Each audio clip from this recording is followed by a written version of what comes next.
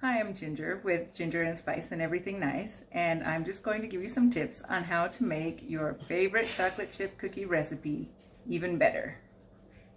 The first tip is whatever fat you're using, whether it's Crisco or butter or any kind of oil and sugar, you need to cream that together really well and not just mix it until it looks like it's mixed. This is the point where a lot of people would stop mixing the sugar and oil together, and it needs to be light and fluffy. And as you can see, my brown sugar and my shortening are not looking light and fluffy right now. So we're going to mix it some more for maybe 3 minutes. So as you can see, the shortening and brown sugar mixture has lightened up considerably, and I have scraped down the bowl. I'm going to do that again, and then I'm going to add my liquid ingredients, milk, egg, and vanilla. Those should come next in your recipe too. That's the normal what comes next. I use quite a bit of vanilla because vanilla makes everything better.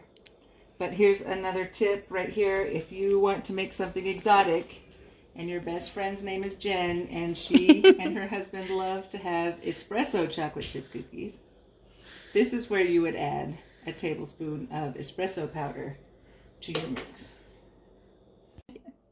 I'm often asked if people need to mix their dry ingredients before adding it to the wet ingredients, because that's always part of the instructions, and people often think that that's ridiculous, that they shouldn't have to dirty up another bowl. Well, you do need to mix your dry ingredients before adding to the wet ingredients, because you don't want a clump of baking soda or baking powder.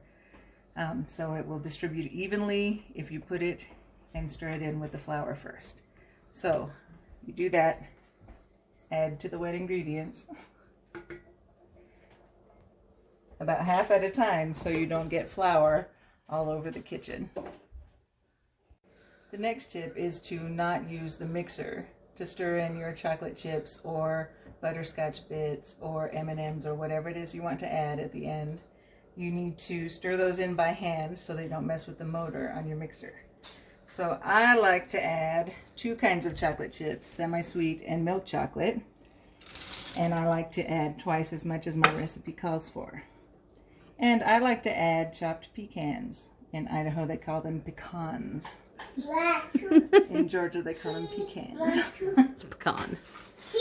So I add them all at once, and then we just fold them in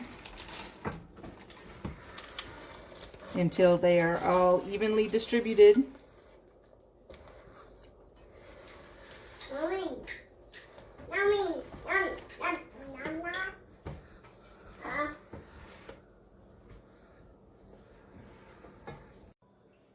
When you're making cookies for yourself at home, you can just use a spoon and a finger to put them on your pan. Now I use these disposable pans because a shiny pan makes your cookies softer. If you like your cookies crunchier, then use a darker pan or even stoneware. So when you're making cookies for yourself, absolutely you can use your own finger or for your family to put them on there. I usually am not making cookies for myself, so I have a nifty scoop so that I don't have to touch anything. Also goes a lot faster because this is what I'm used to doing. We will fill up the pan, leave enough space in between the cookies so that when they spread, they don't melt into each other. And then our preheated oven, it usually takes about 10 minutes for an oven to preheat. So if your oven doesn't beep to tell you it's preheated, just give it about 10 minutes. And then we will bake these cookies at the temperature and for the time that it calls for on your recipe. And we will... Can you hear my 2-year-old assistant in the background? She's so cute, guys. I just couldn't kick her out of the kitchen. She's adorable.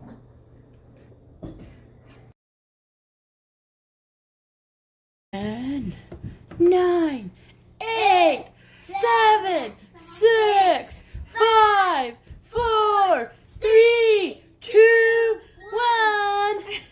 Oh, and the moment. Dun, dun, dun. Ooh. Ooh. Ah. Oh, they're going in the oven. Oh, yum, yum, yum.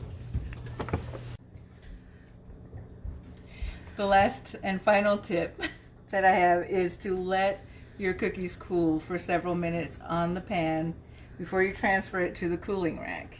And they will keep their shape and look like you know what you're doing when you make your chocolate chip cookie recipe the best chocolate chip cookie recipe.